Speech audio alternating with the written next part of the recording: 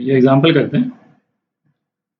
तो हमको equivalent resistance निकालना है पॉइंट ए और बी के बीच में, ठीक है। और हर एक साइड जो है उसमें मैंने रजिस्टर नहीं बनाया है, ये जितनी साइड्स दिख रही हैं इस क्यूब की हर एक का रेजिस्टेंस जो है वो R है, ठीक है। इसमें बना नहीं रहा हूँ क्योंकि अभी काफ़ी लिखना पड़ेगा इस पर, तो यहाँ अलग से लिख देता हूँ। हर एक साइड का रेजिस्टेंस R है। तो इसमें सबसे पहले तो ऐसा करते हैं, इसको थोड़ा सा ना लेबल कर देते हैं, क्योंकि इसका जब इक्विवेलेंट अपन जब सर्किट बनाएंगे तो अपन कौन सी साइड को ले रहे हैं, नहीं तो फिर कंफ्यूजन होगा, है ना, वो क्लियर रहना चाहिए। तो इसको ए कर देते हैं, है ना, ए बी सी। अच्छा ये तो सेम पॉइंट ये है, तो इसको ए पॉइंट कर देते हैं कैपिटल और इसको बी पॉइंट, ठीक। और इस जंक्शन को डी, इस जंक्शन को ई और इस जंक्शन को एफ।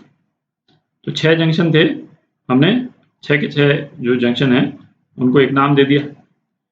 अच्छा, जो रेजिस्टर्स हैं उनको भी नाम दे देते हैं, क्योंकि 12 रजिस्टर हैं तो 12 नाम अपने को देने पड़ेंगे। तो नंबरिंग कर देते हैं इनकी। तो ये 1, ये 2, ये 3 और ये 4, है ना। ये तो उस फेस पे हो गए जो फेस हम, मतलब ये जो फेस हमारी तरफ फेस कर रहा है कि नहीं, उसको कर दिया।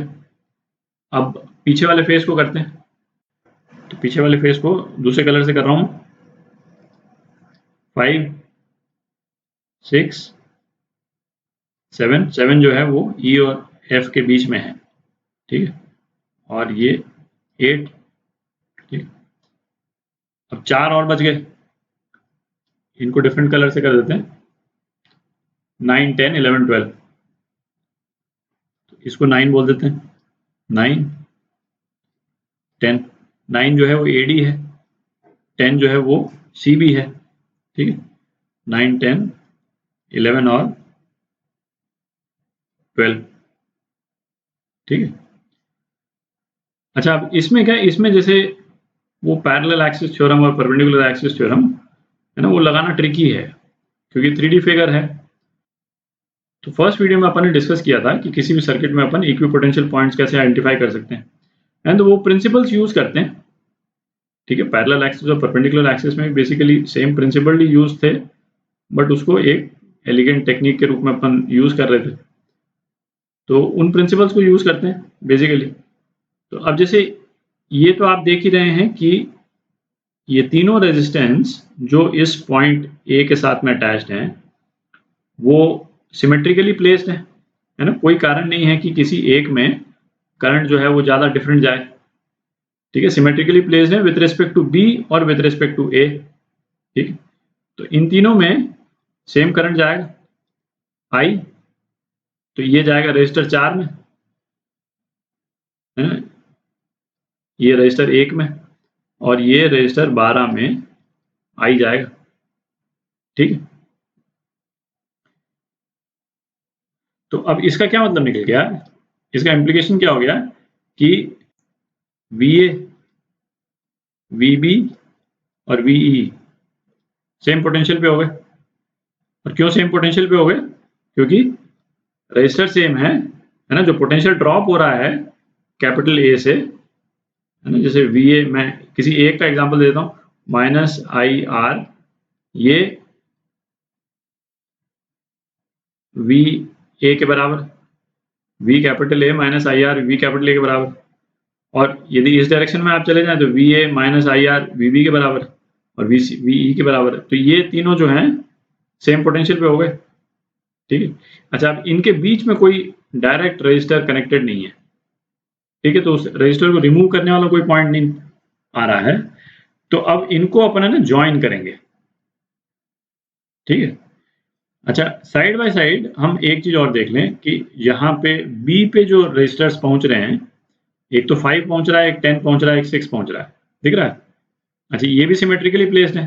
तो यही आई जो करंट है वो इन रजिस्टर्स के थ्रू होता हुआ जो है बी तक पहुंच जाएगा। तो ये करंट्स भी सेम दिख रहा है। तो इसका दूसरा इम्प्लीकेशन, तो इसका इम्प्लीकेशन क्या हो गया, है ना, इसका इम्प्लीकेशन हो गया कि VD ये वी सी के बराबर है और ये वी एफ के बराबर है। ठीक है, सेम लॉजिक जो ए बी और ई के रिस्पेक्ट में था वही डी सी और एफ के रिस्पेक्ट में हो गया। ठीक है, तो अब जो है वो अपन इसका इक्विवेलेंट सर्किट ड्रॉ करते हैं। ए से शुरू करेंगे अपन, ए से अपन शुरू करते हैं। अब क्या है, ए बी और ई एक ही पॉइंट है। तो यहाँ पे 3 पॉइंट हम बना देते हैं, ए बी और ई। ये तीनों पॉइंट एक ही पॉइंट है। ठीक है, तो कैपिटल ए और इन तीनों पॉइंट के बीच में 3 रेजिस्टेंस हैं। एक तो है रेजिस्टेंस 1, रेजिस्टेंस 1 है वो बना दिया। दूसरा है रेजिस्टेंस 12,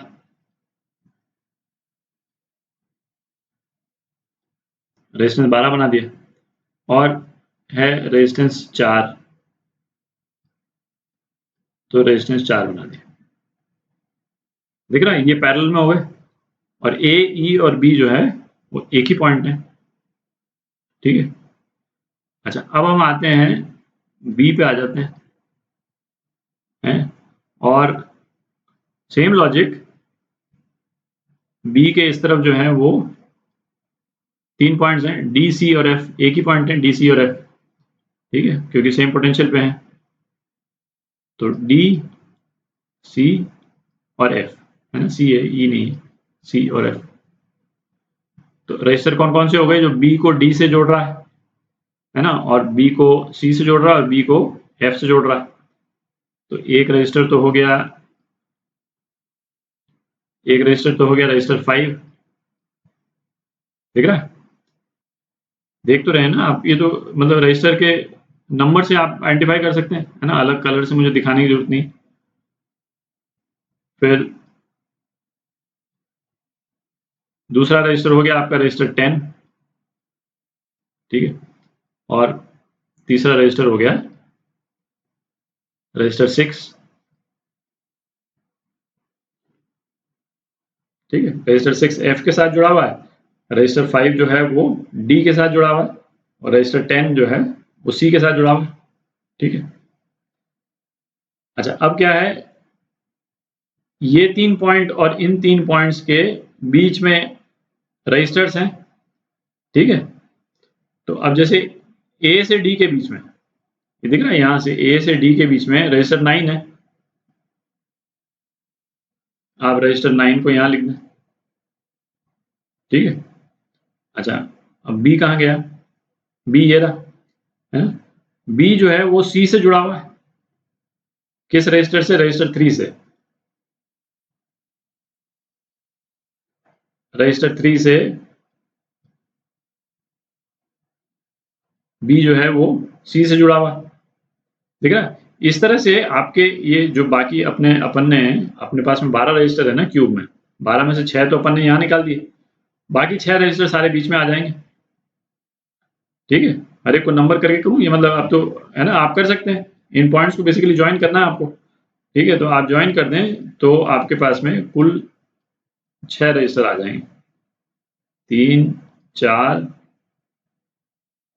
5 और 6।